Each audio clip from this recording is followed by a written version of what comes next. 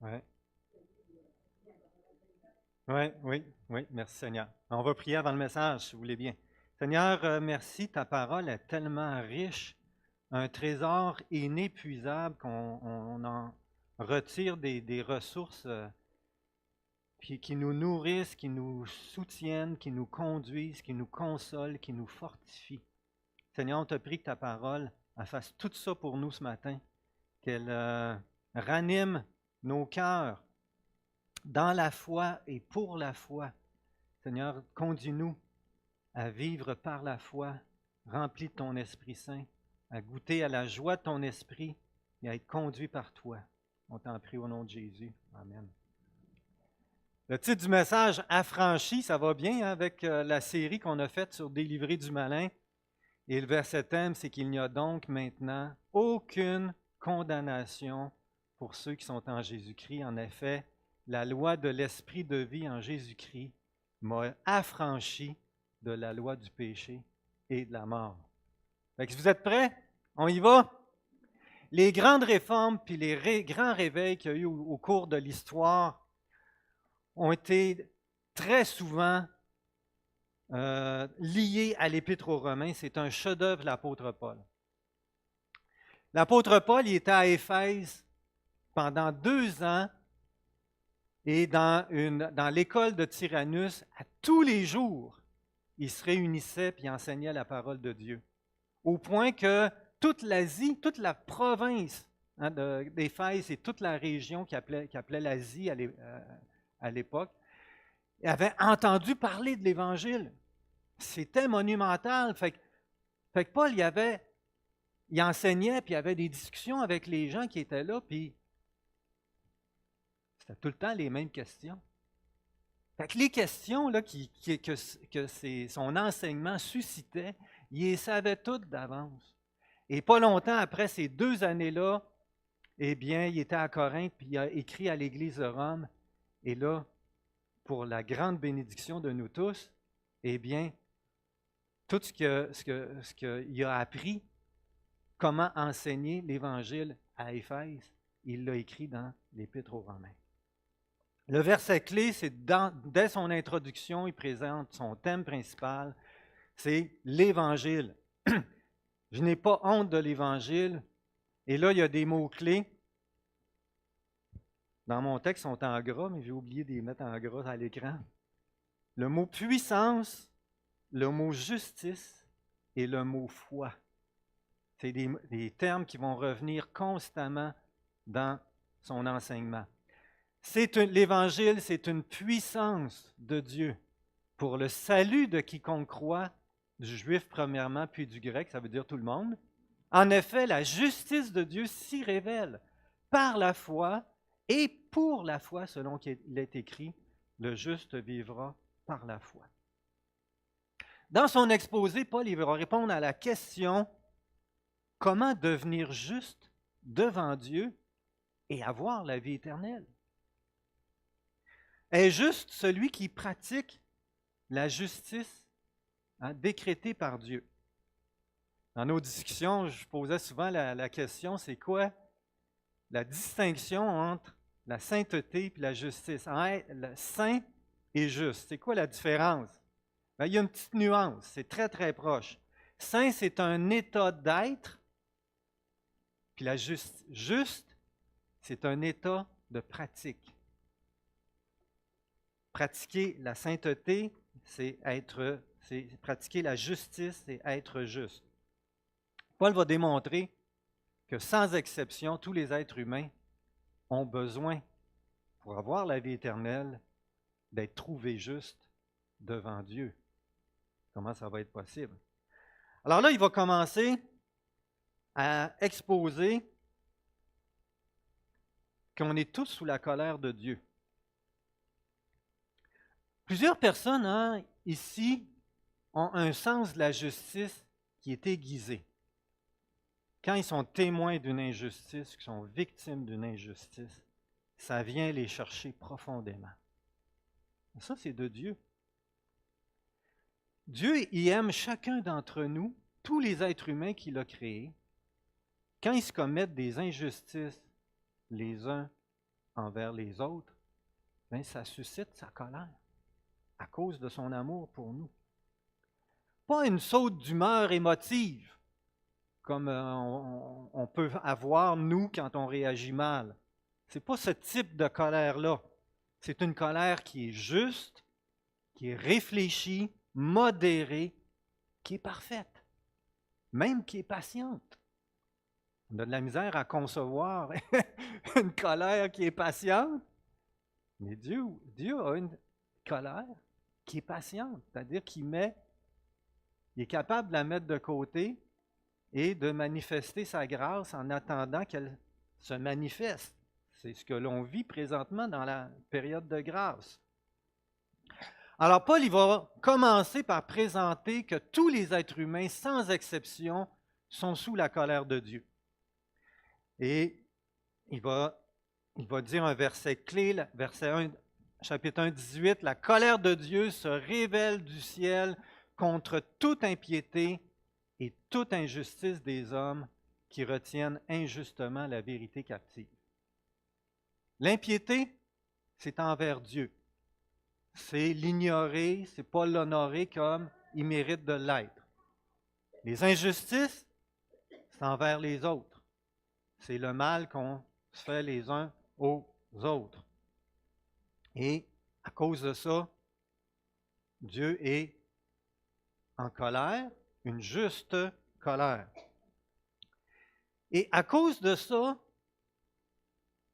Paul va, à cause de l'impiété, c'est-à-dire à partir du moment qu'on met Dieu de côté, il y a des conséquences.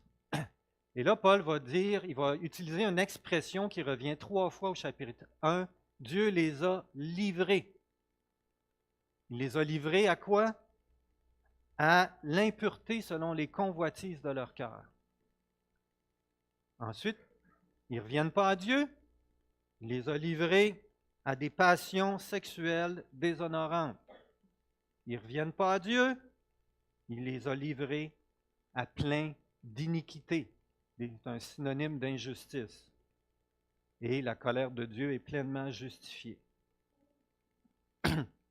Maintenant, dans une société, il y a des personnes qui s'abandonnent à l'immoralité, mais il y en a d'autres qui ont des valeurs morales, puis il y a des personnes religieuses qui ont aussi des bonnes valeurs. Alors Paul va adresser maintenant au chapitre 2 ces 2 catégories, les personnes morales. Les personnes qui ont des bonnes valeurs, qui font le bien, c'est quoi le problème qu'il y a avec eux? Bien, c'est que, vu les valeurs qu'eux mettent en pratique, ben ils se disent, ceux qui les mettent pas qui font pas ça, ne sont pas corrects. Et donc, ils portent un jugement sur les autres. Et qu'ils utilisent leur jugement pour se sentir corrects, pour évaluer les autres qui ne sont pas corrects, au lieu de se servir de leur jugement pour se juger eux-mêmes. Parce qu'il est impossible qu'ils respectent parfaitement leur propre valeur morale et évidemment la loi de Dieu. Ils sont donc, verset clé, inexcusables. Qui que tu sois, toi qui juges, car en jugeant les autres, tu te condamnes toi-même, puisque toi qui juges, tu agis comme eux. Tu juges des pécheurs alors que tu es toi-même un pécheur. Les personnes religieuses, bien, Paul s'adresse ici aux Juifs du temps de Paul qui connaissaient la loi de Dieu, qui ont tendance, ces personnes religieuses ont tendance à penser que parce qu'ils ont la connaissance sur Dieu, qui ont de la connaissance de la vérité, qui ont des bonnes valeurs, puis qui pratiquent leur religion, que ça va les prémunir contre la colère de Dieu. Mais Paul répond, ce n'est pas la connaissance, ce n'est pas la pratique de la religion qui te rend juste. Ce qui te rend juste, c'est l'obéissance parfaite à tous les commandements de Dieu. Et même si tu essayes de faire de ton mieux, inévitablement, tu vas en manquer. Et tout le bien, comme je dis souvent quand j'évangélise, tout le bien que tu fais n'effacera jamais les péchés que tu as faits, le mal que tu as fait. C'est correct de faire le bien, continue de le faire, mais ça n'efface pas les péchés. Donc, sans exception, tous méritent la colère de Dieu. Ah oui, ici dans les religieux, toi qui te fais une gloire de la loi, tu déshonores Dieu par la transgression de la loi. Alors, tous sans exception sont sous la colère de Dieu et méritent la juste colère de Dieu. Personnes immorales, les personnes morales, les personnes religieuses sont sans exception sous l'emprise du péché, le péché étant une puissance d'égarement et de rébellion contre Dieu. Et là, Paul va citer l'Ancien Testament, il va aller chercher plein de passages dans les psaumes et les prophètes pour confirmer qu'est-ce qu'il vient de dire, dont un des versets principaux. Ah oui, c'est que tout le monde soit reconnu coupable devant Dieu. Je ne l'ai pas mis. Verset 10, il n'y a pas de juste, pas même un seul. Ce qui fait qu'au jugement dernier, il n'y en aura pas d'exception. On va tous être jugés en fonction des fautes qui ont été commises. Tous vont être traînés en justice, le sujet de la juste colère de Dieu, amenés en jugement et condamnés éternellement. Ça commence raide, hein? C'est pas drôle. Mais il faut prendre conscience de ça pour saisir le besoin qu'on a de Jésus-Christ. Si quelqu'un ne saisit pas ça, puis qu'il accepte Jésus, qu'est-ce qu'il fait? Il ajoute Jésus comme un plus dans sa vie, alors qu'il ne réalise pas que c'est comme un tout dans sa vie. Moi, il a fallu que je réalise ça pour que je crie à Jésus, « Sauve-moi! » Parce que tant que je ne réalisais pas que je méritais d'aller en enfer, je me pensais une bonne personne, puis que Jésus, c'est un plus dans ma vie pour être encore une meilleure personne. Mais ce n'est pas ça l'Évangile. L'Évangile, c'est qu'on est condamné au juste jugement de Dieu. On va être condamné au juste jugement de Dieu, mais que Dieu a pourvu à la solution. Il nous a tellement aimés qu'il a envoyé son Fils unique afin qu'on ne périsse point, mais qu'on ait la vie éternelle. On le connaît tous, ce verset-là. Ça, c'est l'introduction à la bonne nouvelle. Alors, Paul va nous montrer, à partir du chapitre 3, la justice, elle se trouve par la foi en Jésus-Christ. Et là, il va dire, verset 23, « Il n'y a pas de distinction. Tous ont péché, sont privés de la gloire de Dieu, et ils sont gratuitement justifiés par sa grâce, par le moyen de la rédemption qui est dans le Christ Jésus. » Le péché, c'est comme un virus qui nous a contaminés, qui a contaminé l'humanité entière, puis qui nous a rendus fous contre Dieu. C'est ça. Il n'y a rien qu'on peut y faire. Il n'y a pas de remède. Il n'y a pas un antibiotique qui fonctionne, ces virus, vous savez ça. Il n'y en a pas de remède, mais Dieu, il l'a pourvu au remède. La justice qu'on ne peut pas pratiquer par nous-mêmes, bien Dieu nous l'a offert gratuitement. C'est gratuitement qu'on peut être justifié ou déclaré juste. C'est une grâce. Ça veut dire qu'on ne peut pas le mériter. C'est un cadeau, on peut juste l'accepter et le recevoir. C'est par le moyen de la rédemption. La rédemption, c'est un mot qui était utilisé pour racheter un esclave afin qu'il recouvre sa liberté. Alors, si un esclave voulait être un affranchi, eh bien, il devait payer, ou quelqu'un d'autre devait payer, afin qu'il soit libéré. Et ce paiement-là, c'est le mot rédemption. Qui a payé pour qu'on soit libéré du péché? C'est Jésus-Christ. Il a pris sur lui nos péchés, puis il a payé la condamnation qu'on mérite à notre place. Comment est-ce que Jésus a fait ça? Bien, premièrement, il a vécu une vie parfaitement juste. La vie parfaite et juste que Dieu aurait voulu qu'on vive toutes, il y en a juste un qui l'a réussi, c'est Jésus-Christ. Lui seul méritait la vie éternelle. Il n'y avait aucune raison pour qu'il meure. Alors, si je compare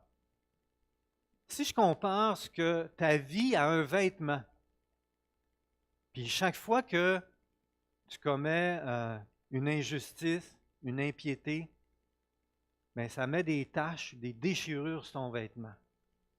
Puis après un certain nombre d'années, bien, ton vêtement, il est tout sale, puis il est en lambeaux, il est tout déchiré, il n'est plus rien que bon pour la poubelle. Une vieille guenille sale.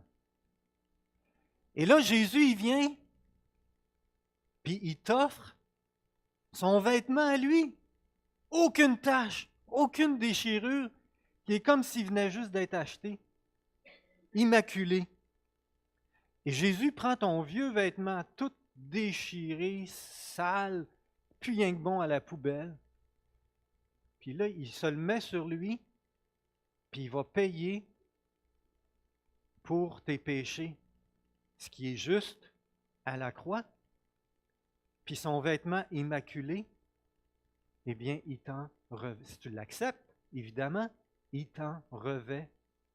De façon que, quand Dieu te regarde, il voit la justice, la vie parfaite et juste de son Fils Jésus-Christ. Ben, c'est ce que Jésus a fait. Il prend son vêtement d'une vie juste, puis il t'en revêt. Et c'est offert gratuitement. Il a tout payé pour ça. Par grâce, tu n'as rien à faire pour le mériter. Juste l'accepter, le recevoir par la foi. C'est tout un cadeau. Là, il y a des Juifs pratiquants qui pouvaient entendre Paul et poser indéniablement la question, oui, mais nos ancêtres, dans l'Ancien Testament, ils ont été justifiés par l'observation de la loi. Eh bien, Paul répond, non, ce que je vous dis, ce n'est pas nouveau. Même dans l'Ancien Testament, il était déclaré juste par la foi. La justice par la foi dans l'Ancien Testament. Puis là, il va donner deux exemples. Il va donner l'exemple d'Abraham. Abraham, c'est le père fondateur du peuple juif. C'est sa descendance qui a donné naissance à la nation d'Israël. Et il va donner l'exemple de Moïse, de David. David, c'est l'exemple type du Messie qui va venir. Les Juifs attendaient le Messie à l'image, à l'exemple de David, un homme selon le cœur de Dieu. Et là, il commence avec Abraham en disant, Dieu il a fait une promesse à Abraham. Et qu'est-ce que la Bible dit? Abraham, non, il n'est pas écrit. Oui, il est là.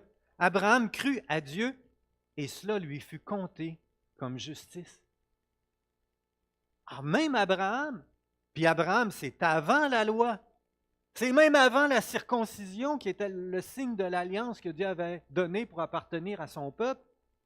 C'est avant tout ça que la justice a été mise au compte d'Abraham. Même chose David. David, quoique lui-même étant dans la période de la loi, dans l'Ancien Testament, il écrit dans les psaumes son bonheur d'être pardonné par pure grâce. La justice ayant été mise à son compte sans les œuvres. En même David loue Dieu d'avoir été pardonné, purifié, lavé de ses péchés. Ainsi, Paul démontre que même dans l'Ancien Testament, c'est par la foi que la justice était obtenue, comme pour Abraham, comme pour David. Paul va même dire que la loi produit la colère. Hein? On vient de voir que la colère de Dieu se révèle du ciel contre toute impiété et toute injustice. Puis là, il dit, attends, la loi produit la colère. Il va expliquer ce qu'il veut dire un peu plus tard.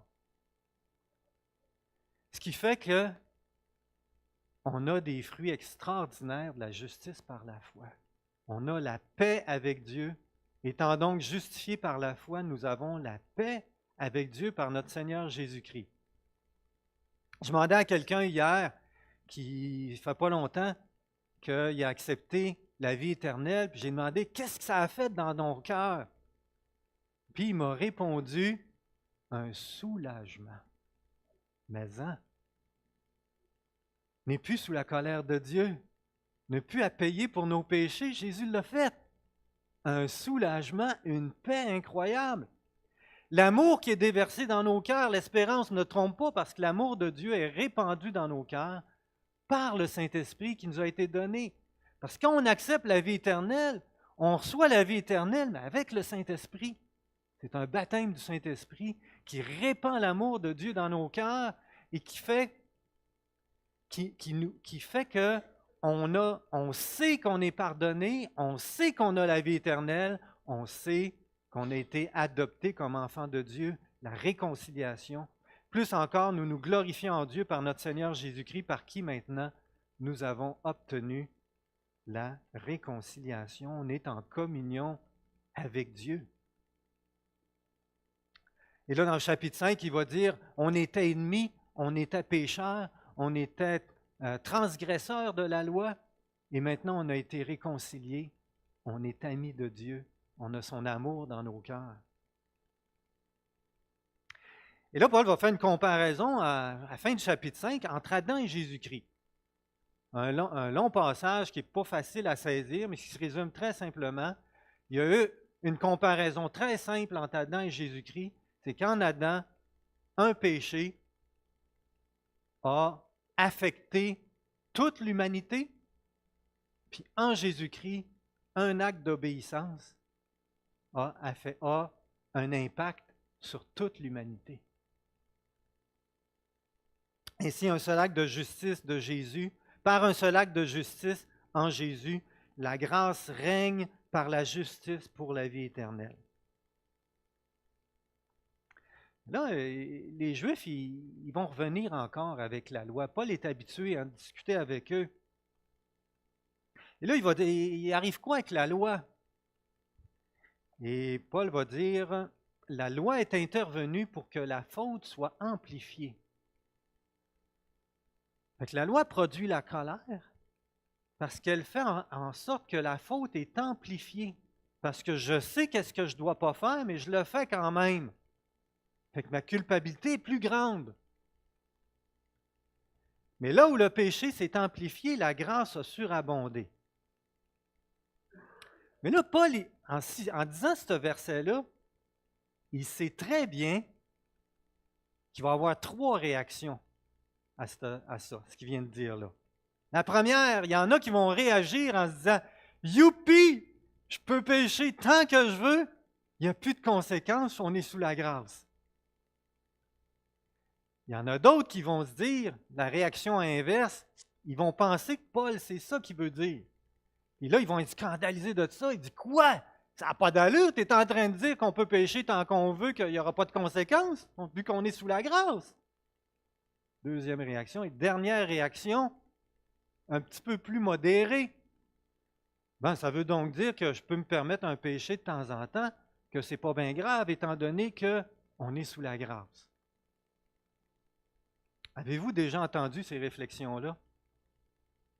Si vous ne les avez jamais entendues, c'est que ça ne fait pas longtemps que vous êtes chrétien. Parce que on les entend souvent. Bien, Paul répond à ces questions-là dans Romains 6. La grâce, la vraie grâce, elle affranchit du péché. Donc, première question, est-ce que Paul est en train de dire que la grâce nous permet de pécher tant qu'on veut? Là, il répond jamais de la vie. Et Paul, il va répondre. Il va faire référence au baptême du Saint-Esprit et au baptême d'eau. Que quand on a cru en Jésus-Christ, on a été greffé en lui. Puis là, tu me permets, Louise, elle m'a donné une illustration. C'est cette semaine. C'était de toute beauté.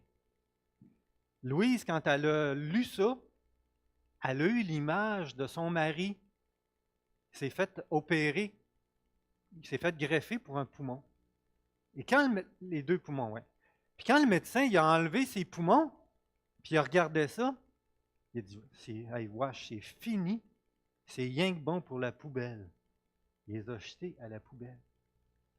Et là, il a pris des poumons d'un jeune, un neuf, qui n'avait jamais fumé, qui n'avait jamais. Puis il les a installés dans la cage thoracique de Jean-Yves. Puis Jean-Yves s'est réveillé avec des poumons neufs. Là, Louise me disait, il a fallu qu'il réapprenne à respirer. Parce qu'il était habitué de respirer avec ses vieux poumons, puis avoir de la misère. Puis là, j'imagine que c'est l'inhalothérapeute. Il a fallu qu'il réapprenne à respirer avec ses nouveaux poumons. Mais quand on a mis notre foi en Jésus-Christ, Jésus nous a greffé un nouveau cœur. Il a enlevé le cœur de pierre, puis il a mis un nouveau cœur de chair. Puis maintenant, comme chrétien, on a besoin d'apprendre à vivre avec ce nouveau cœur-là. On n'a plus le vieux cœur de pierre. On a un cœur de chair qui crie « Abba, Père », qui l'aime, puis qui veut lui faire plaisir. Alors, Paul, ce qu'il dit, c'est que dans notre union avec Jésus-Christ, on est mort, enseveli avec Christ, puis on est ressuscité avec lui pour une vie nouvelle. Fait que on ne peut plus continuer à vivre comme avant, à s'abandonner au péché, parce qu'on a maintenant la vie nouvelle de l'Esprit de Dieu.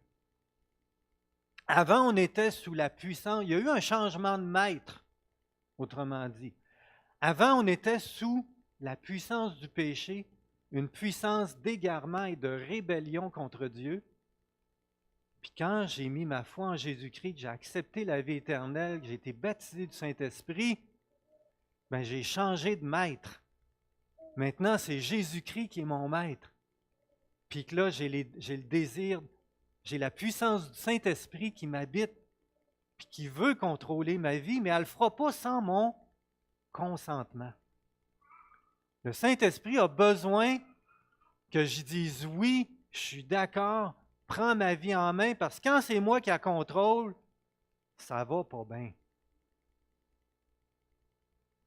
Et là, Paul va dire deux choses importantes à la suite de son enseignement. Ainsi vous-même, considérez-vous comme morts au péché et comme vivants pour Dieu en Jésus-Christ. Deuxième chose, il dit, ne livrez pas vos membres au péché comme armes pour l'injustice. Autrement dit, laissez-vous pas aller, abandonnez-vous pas au péché, mais livrez-vous vous-même à Dieu comme des vivants revenus de la mort et offrez à Dieu vos membres comme armes pour la justice. Il dit deux choses.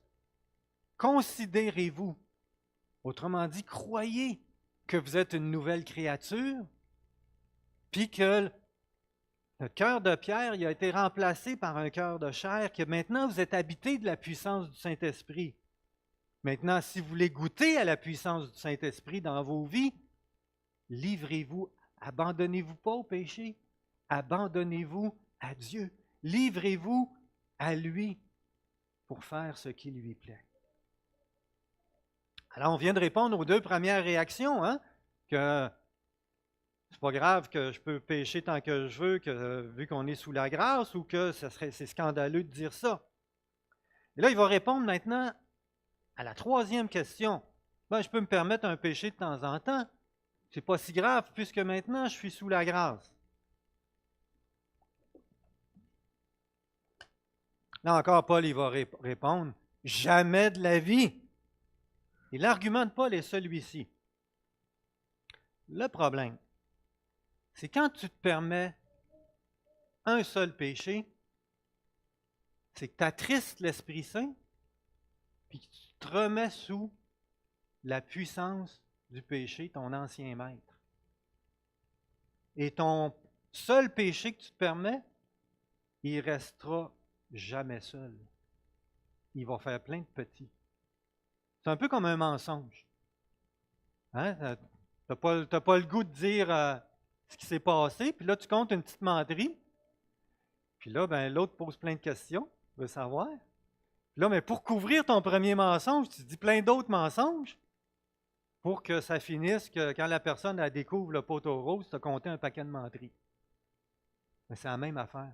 Un seul péché ne reste jamais seul parce que on s'abandonne à la puissance du péché au lieu de s'abandonner à la puissance du Saint-Esprit. Alors, il faut décider à quel maître tu veux obéir. Soit au Saint-Esprit qui produit la vie, soit au péché qui mène à la mort.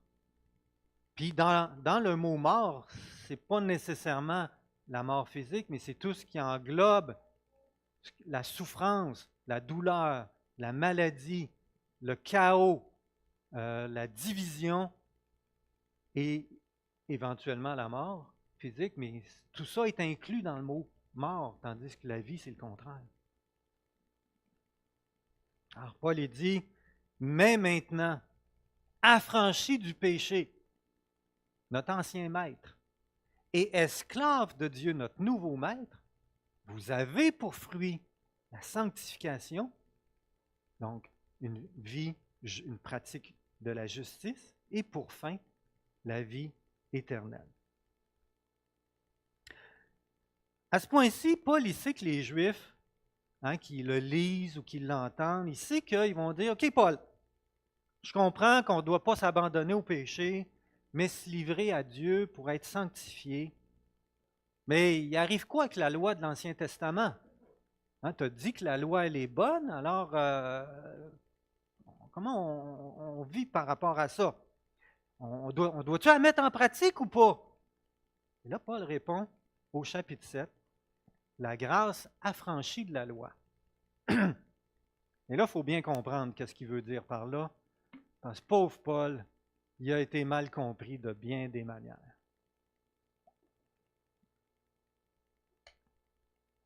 On entend souvent ceci. C'est pas à 100% faux. C'est juste c'est incomplet. Le Saint-Esprit nous a été donné pour nous aider à obéir à tous les commandements de Dieu. On a souvent entendu ça. La grâce nous aide à accomplir la loi. Le problème, c'est pas que c'est faux, c'est qu'il manque quelque chose. Et ce n'est pas la perspective de Paul. Paul va dire au chapitre 7 qu'on est non seulement mort au péché, qu'on est aussi mort à la loi. Il va le répéter 3 fois dans le chapitre 7. Puis il va en donner l'exemple dans sa vie personnelle. Et là, avant ça, il va donner l'exemple d'une femme dont le mari est décédé. Bien, à son décès, elle est libre de se remarier. Puis si elle se remarie, eh bien, elle n'était plus liée à son mari. Alors, Paul, il marque un point ici, c'est à qui tu veux être marié? Tu veux-tu rester marié au péché qui mène à la mort ou tu veux être marié à Christ, ou à Saint-Esprit qui mène à la vie? Alors, OK. Avec qui tu veux être marié? Avec la loi qui produit le péché et la mort ou avec l'Esprit de Dieu qui produit la sanctification et la vie? Alors, qui veux-tu comme maître? Et là, Paul va donner un de mes versets préférés.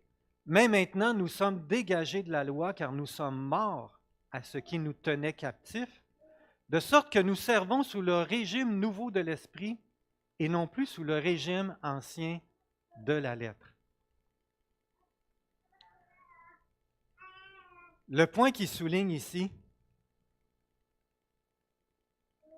c'est que ce n'est pas à nous d'essayer d'observer les commandements de Dieu. C'est à nous d'aller au Seigneur et que le Saint-Esprit l'accomplisse en nous. L'objectif est le même. L'objectif est de faire la volonté de Dieu. Mais je le fais par mes propres efforts ou je le fais par la puissance du Saint-Esprit qui agit en moi. Puis le Saint-Esprit, on s'entend, il ne fera jamais moins que la loi. Merci. C'est le verset 6. Comment ça, la loi de Dieu produit le péché et la mort? C'est à cause du problème. La loi, elle est bonne, elle est parfaite, mais elle ne règle pas la question, la puissance du péché qui m'habite, une puissance d'égarement et de rébellion contre Dieu. Donc, la connaissance de la loi ne me libère pas. C'est uniquement quand je crois ce que Jésus-Christ a fait pour moi et que je m'abandonne à lui, que je me livre à lui, que le Saint-Esprit m'habite et dirige ma vie, eh bien que je vais véritablement faire ce qui plaît à Dieu. Paul va dire que la loi produit la colère, elle est intervenue pour que la faute soit amplifiée, elle n'a aucune puissance pour me libérer. J'ai beau le savoir quoi faire, je n'y arrive pas. Si ça fait quelques années que tu es chrétien, tu as vécu ça. Tu sais quoi faire, mais tu ne le fais pas quand même. Alors, Paul va donner son témoignage. Comment est-ce que lui a vécu ça? Et là, il y a un gros débat théologique entre ceux qui disent, Paul, il parle de lui-même avant d'être chrétien, puis il y en a d'autres qui disent, non, il parle de lui-même après d'être chrétien. Mais après réflexion, je vous avoue que ça ne fait pas grande différence. Parce que si tu es un non-chrétien qui essaye d'observer les commandements de Dieu, ou que tu es un jeune chrétien dans ta chair, c'est-à-dire par tes propres forces, qui essaye d'observer les commandements de Dieu, que ce soit l'un ou l'autre, tu vas frapper un mur. Tu ne réussiras pas. Pas parfaitement en tout cas. Paul dit, nous savons en effet que la loi est spirituelle, la loi elle est parfaite, mais moi je suis charnel, vendu au péché. C'est pour ça que ça ne fonctionne pas. Alors, la solution est simple, c'est qu'il faut se livrer à Dieu, s'abandonner à lui. Puis si on ne le fait pas, malheureux que je suis, qui me délivrera de ce corps de mort? C'est sa conclusion. Mais il continue en disant, grâce soit rendue à Dieu par notre Seigneur Jésus-Christ, parce que lui nous libère, lui nous affranchit. Dernier chapitre, affranchi du péché par l'Esprit. Il n'y a donc maintenant aucune condamnation pour ceux qui sont en Jésus-Christ, l'expression préférée de Paul, qui veut dire qu'on est unis à lui, qu'on est greffé à lui, car la loi de l'Esprit de vie en Christ Jésus m'a libéré de la loi du péché et de la mort. Paul utilise le mot loi ici dans le sens d'un principe qui gère ma vie. On pourrait même dire d'une puissance, car la puissance de l'Esprit de vie en Jésus-Christ m'a libéré de la puissance du péché et de la mort. Jésus y est venu, il a ligoté le péché pour que je sois libre de vivre par l'Esprit. La chair, là il va parler de la chair au chapitre 8. Ça décrit les pensées, la volonté, les émotions qui ne sont pas dirigées par l'Esprit de Dieu. Et là, il va décrire deux possibilités. Soit que tu es dans ta chair sans l'Esprit, donc tu n'es pas sauvé, tu n'es pas né de l'Esprit Saint, tu es juste dans ta chair. Ou soit que tu es dans l'Esprit puis que tu as les tendances de l'Esprit. Mais avec l'Esprit Saint, il y a des restants de la chair qui sont là. On beau être greffé d'un nouveau cœur ou d'un nouveau poumon, ben, le reste du corps, il est encore là. Alors, une personne sans l'Esprit, elle peut lire la Bible, elle peut prier, elle peut s'efforcer de mettre en pratique la parole, puis venir à l'Église. Alors, c'est quoi la différence? C'est quoi être dans l'Esprit Saint? Bien, la puissance du Saint-Esprit agit pour m'affranchir du péché. Elle met un désir dans mon cœur de ne plus pécher. Ça arrive que je le fais encore, mais quand je le fais, il y a une tristesse, il y a un malaise, il y a une culpabilité, il y a une honte. Je peux endurcir mon cœur, puis persévérer, mais je vais être malheureux là-dedans. Je vais être un poisson hors de l'eau. Puis je vais avoir hâte de retourner je vais soupirer après retourner dans l'eau. Vous me suivez? Alors, c'est un esprit d'adoption qui rend témoignage que je suis enfant de Dieu. Dans le fond de mon cœur, je sais que je suis enfant de Dieu. Je sais que son amour a rempli mon cœur. J'ai goûté à son amour. C'est un esprit d'adoption qui me fait crier « Abba, Père ». J'ai une communion avec Dieu. Et ça, on l'entend dans la prière. Je ne sais pas si vous avez déjà remarqué, dans une réunion de prière, si quelqu'un qui n'est pas sauvé, qui prie par rapport à un chrétien qui est sauvé, on remarque la différence tout de suite. Il y a pas, il parle, on dirait qu'il parle à un mur. Ou il parle à quelqu'un qui est devant, à quelqu'un, mais c'est comme quelqu'un qui ne connaît pas. Il n'y a pas de communion. La communion, c'est l'Esprit Saint qui nous la donne. Il y a une paix, une joie, il y a un amour qui remplit nos cœurs, ou du moins qui a rempli nos cœurs quand on a cru en lui. Puis c'est un esprit qui me conduit dans mes prières et qui m'assure qu'il n'y a rien qui va nous séparer de l'amour de Dieu qui nous a été révélé en Jésus-Christ.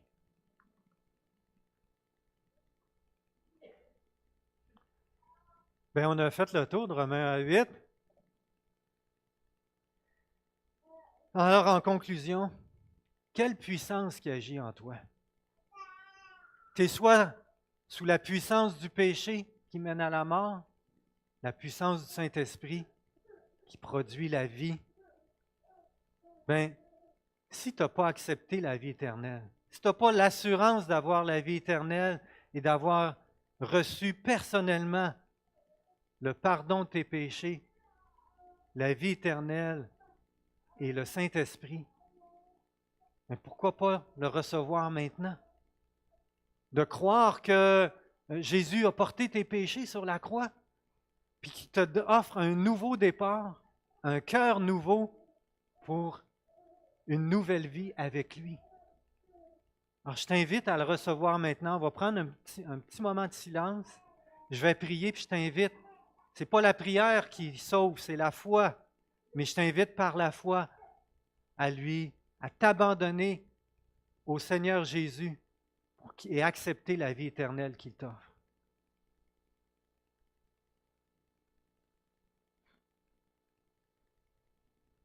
Seigneur Jésus, je reconnais que mes péchés méritent la condamnation éternelle et que tu es allé à la croix pour être condamné à ma place. Tu as porté mes péchés sur la croix et tu m'offres ta justice, ton vêtement immaculé et pur. Je crois que tu me pardonnes pour tous mes péchés. Je crois que tu me revêts de ta justice parfaite. J'accepte la vie éternelle que tu m'offres gratuitement.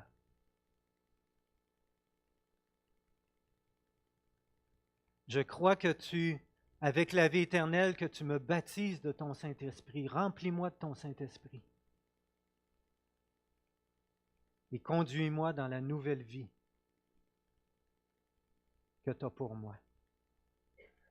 Je m'abandonne à toi. Fais de moi ce que tu veux, Seigneur.